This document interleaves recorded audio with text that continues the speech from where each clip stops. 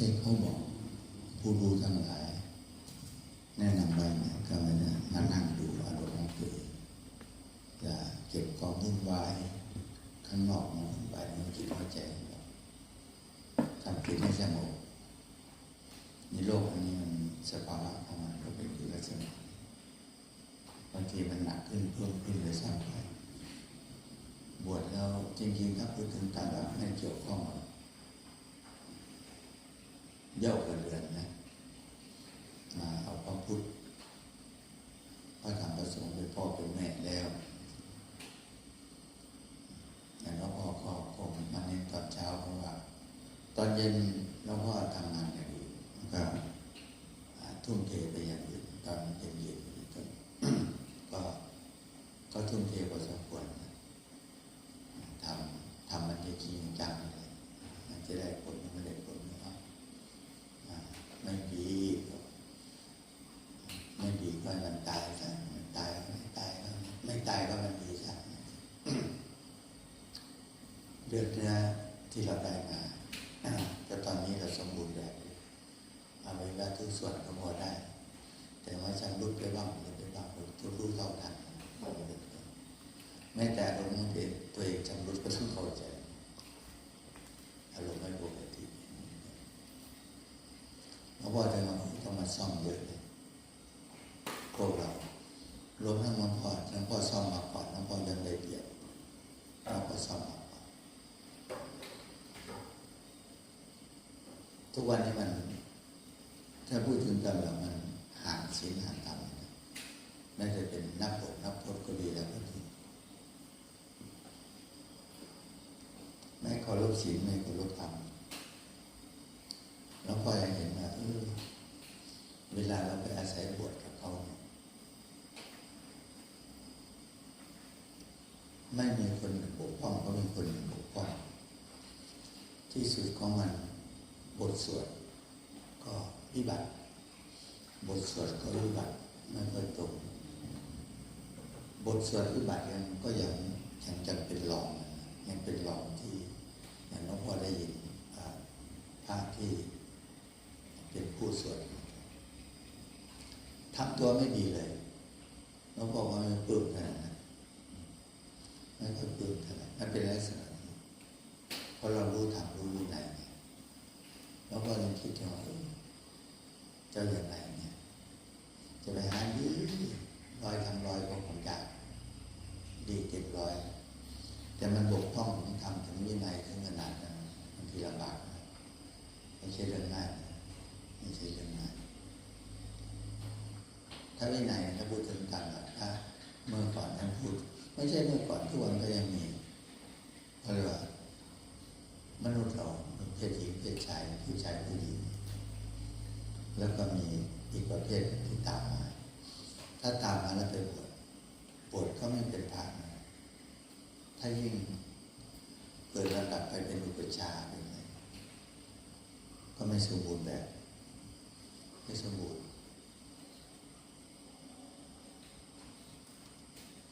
ยิ่งทำอาบัติหนักโอ้แล้วก็จะแก้ไขแล้วก็สวดจึงได้เปรียบกว่าเยอะไม่ต้องมุสาวนาจารย์จริงๆสวดคนเดียวได้นี่จะเข้ามาไว้อาจารย์ก็ได้โดยต้องให้นั่น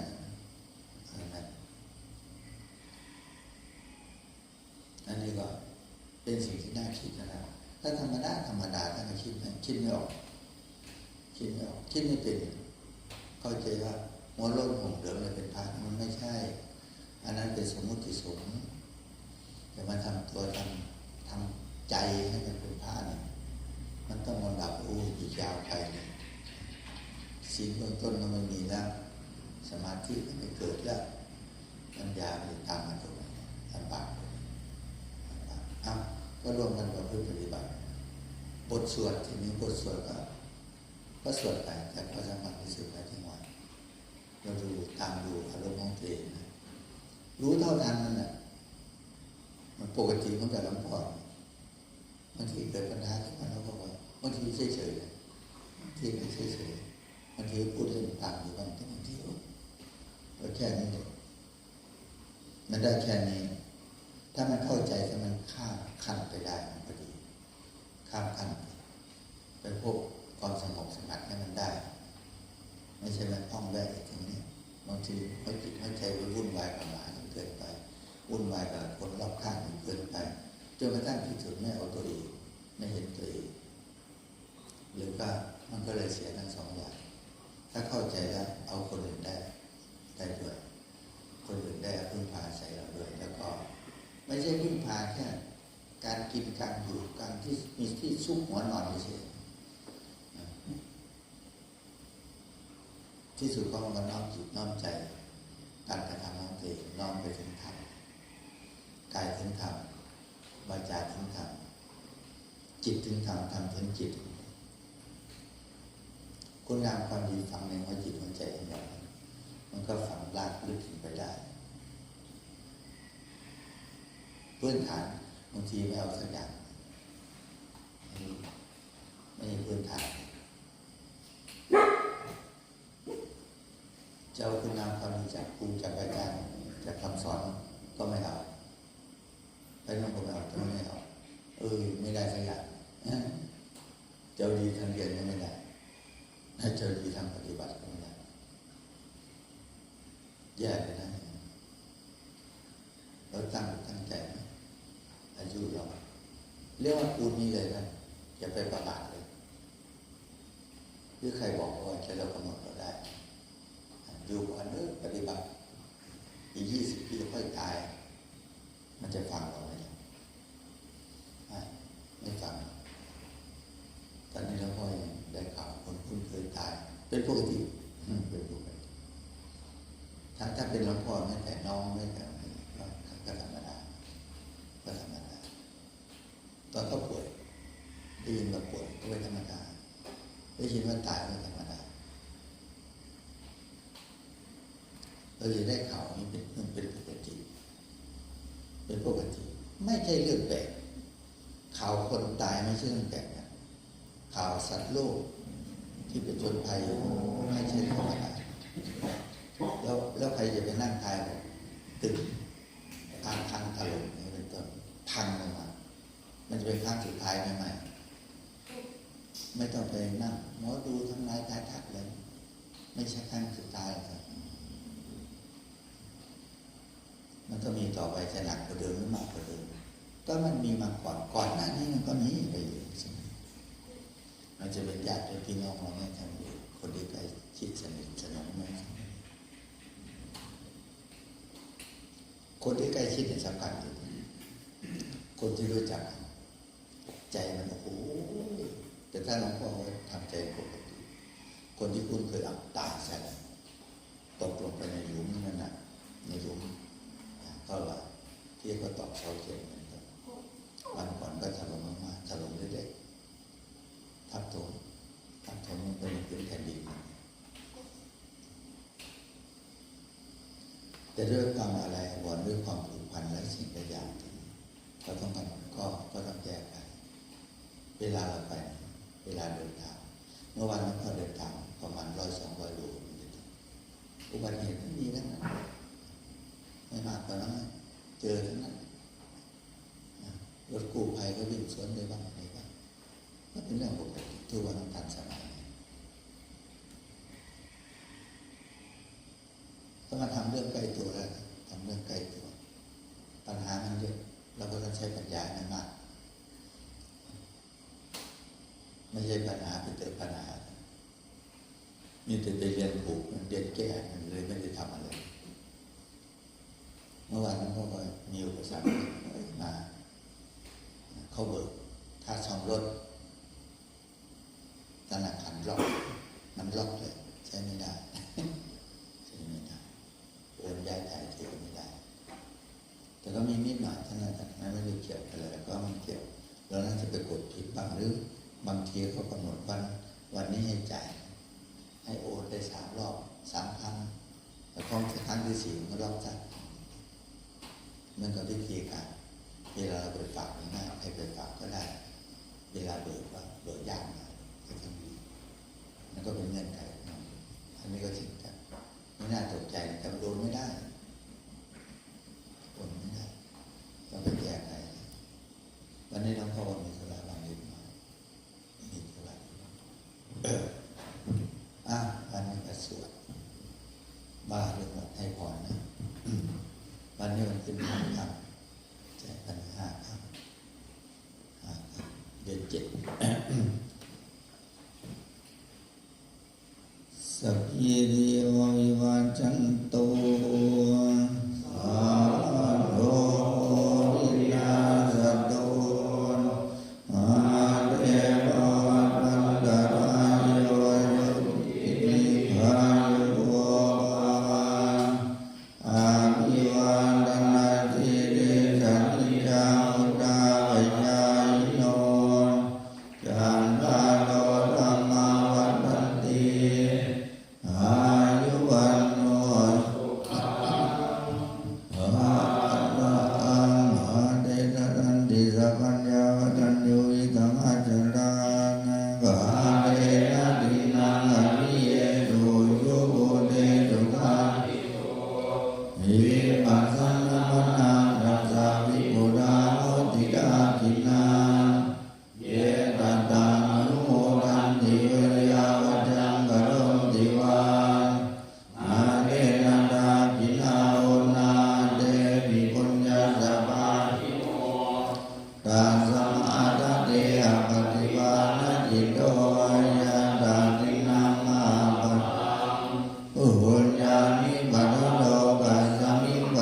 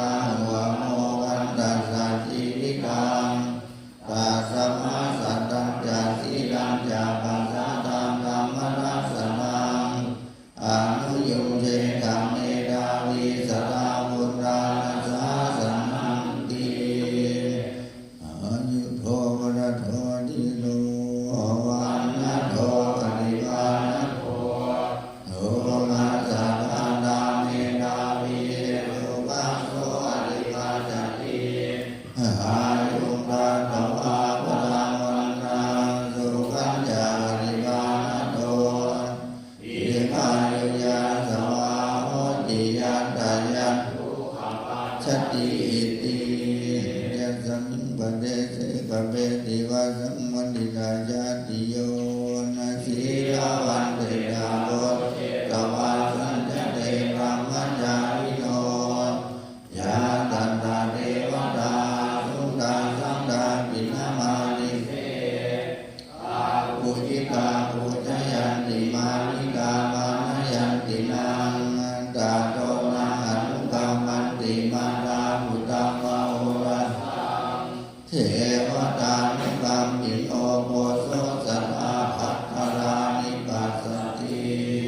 โสอัตตะโตสุจิโตวิรุณโมสาสเนอาโลโคสุจิโตอิสาสะเปยาติ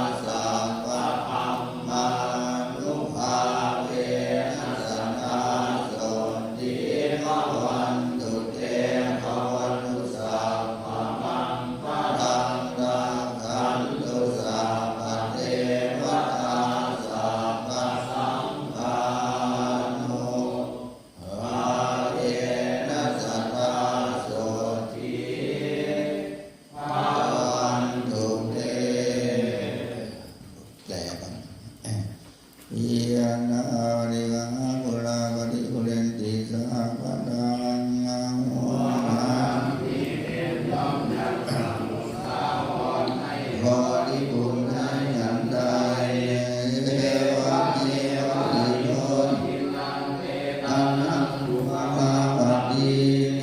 รานติอานุตินาเนวันยอมสำเร็จประโยชน์แก่ผู้ที่ละโลกนี้แก่ได้อย่างนั้นอิอภินังมุอังขออิทธิผลที่ได้ปรารถนาแล้วตั้งใจ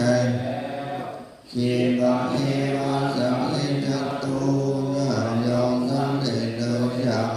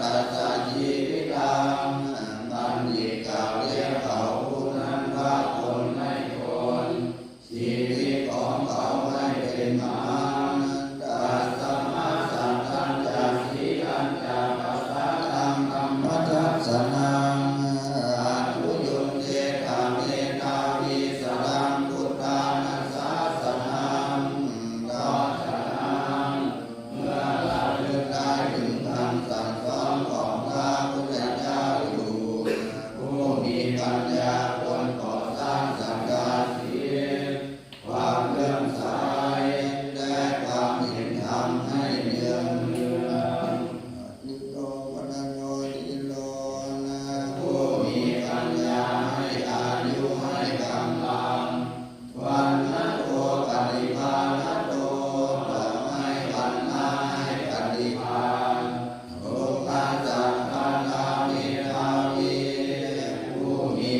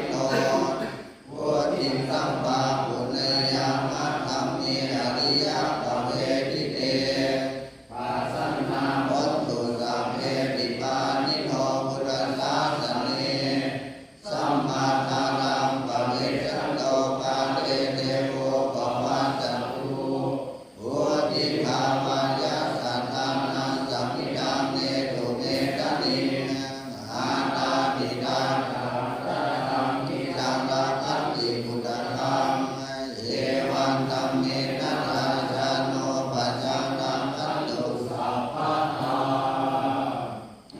อาที่มาใหม่ใช้ยาอะไรยาลูกวันโตยาลูกวันโตเกิดวันอะไร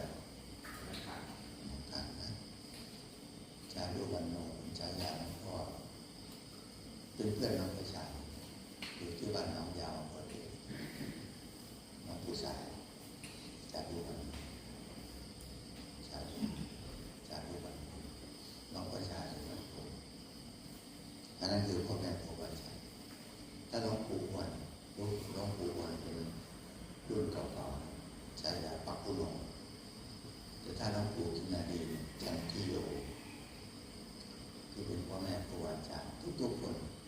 ที่ท่านสอนเราเรื่องดีๆแต่กับหลวงพ่อถ้ามองคนละคนหลวงพ่อจะนิสัยหลวงพ่อจะประมาณรู้เท่าทันทีเลย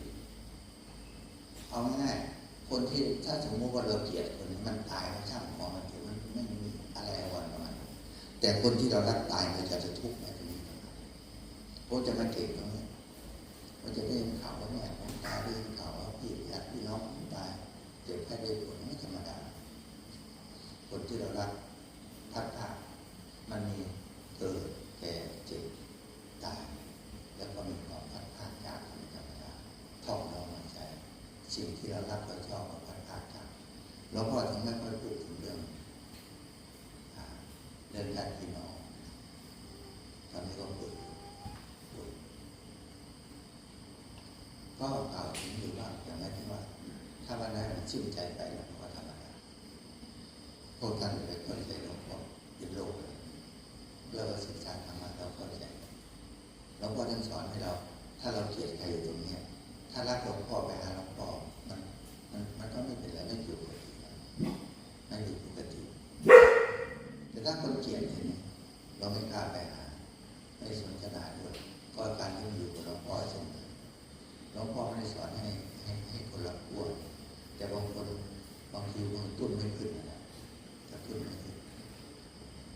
จะเอาไฟฟ้าจิ้มอะไรจิ้มก็มันตุ้นไม่ขึ้นก็เผยอยู่มันรู้จักข้อวัดประจำไม่ได้ศึกษาข้อวัดเลย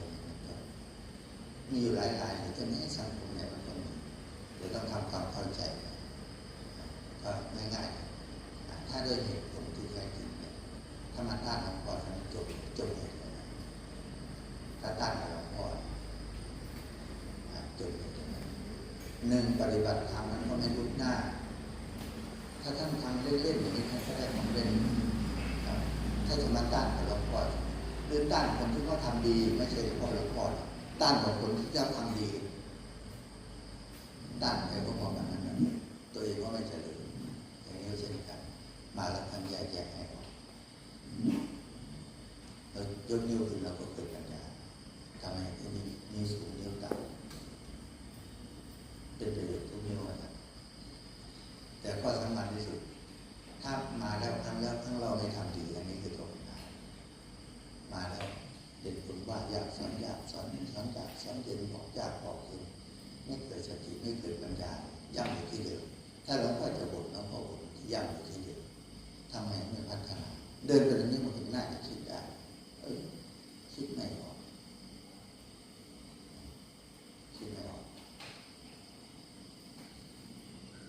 ถ้าจัดระดับความคิดของหลวงพ่อถ้าพูดถึงเกรดเนี่ยก็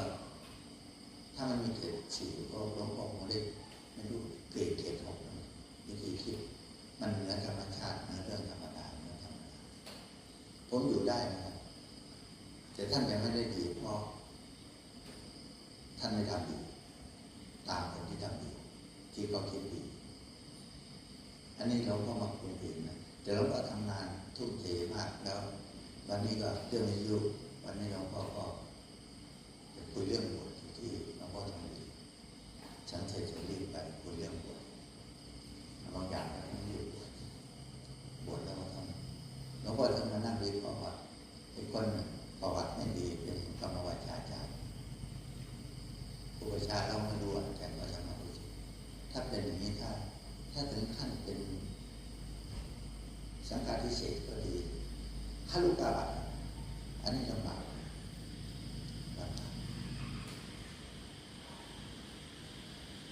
ทะลุถึงขนาดทะลุแล้วมันไม่ควรจะเลี้ยงไว้หรอกถ้าพูดถึงขนาดหลักธรรมวินัยธรรมดาไม่ให้พบไม่ให้ร่วมด้วยร่วมสังฆกรรมด้วยไม่กินด้วยไม่ร่วมด้วยไม่นอนร่วมเยอะแยะทำยังไงละเอียดนะครับถ้าอย่างมานั่งคุยกับหลวงพ่อละเอียดเรื่องทำเป็นยังไงมาทำความเข้าใจทำให้น้องๆผมคุยกันหน่อยไปถึงหลักแล้วก็นั่งทำกันแต่จะเน้นเลยนะต่อไปหลวงพ่อจะเน้นคือพัฒนาง่ายขึ้นไปแล้วบางคนไม่เข้าใจมาก็นั่งฉันเลยไม่สังเกตหน้าสังเกตหลังมานั่งปุ๊บลงมาถามเลยอย่างนี้เป็นต้นต้องสังเกตอยู่กับเพื่อนมันดูเพื่อนต่อไปวันนี้หรือไปเรื่อยๆยุบๆเป็นเปลี่ยนแปลงไม่ได้แต่ต้องการแต่ที่รับประทานเขาต้องให้พอก็ดูหน้าดูหลังสังเกตเลยไม่ตามความอยากอย่างเดียวอันนี้ต้องคอยเทศของตามันมีบทมันเหลืออะไรลองต่อนิสัยดูเมื่อก่อนมันนั่งสู้กับต่อแรกกินข้าวเสร็จกินเอาเต็มที่จะไปนั่งสู้แล้วนั่งสู้กันมันแก้ไขได้ทั้งนั้นอย่างน้องพอนั่งตรงถ้าที่มาใหม่